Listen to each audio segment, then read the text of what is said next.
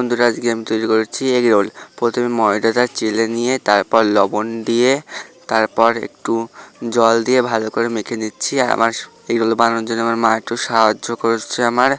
তারপর একটু ময়দাটা গোল গোল করে বেঁকে নিয়ে তারপর আমি একটু বেলে নিলাম, রুটির মতন আকৃতি করে নিলাম। তারপর একটু সবগুলো করার পর আমাদের বাগান থেকে পেঁয়াজ তুলে আনলাম। তারপর পেঁয়াজগুলো কেটে নিচ্ছি আস্তে আস্তে করে।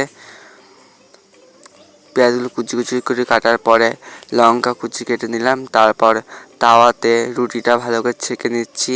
তারপর রুটির ভেতর ডিমটা দিয়ে ভালো করে এপিট ওপিট ছেঁকে নিয়ে এগুলো করে পেঁয়াজ শসা সব একবারে দিয়ে দিচ্ছি।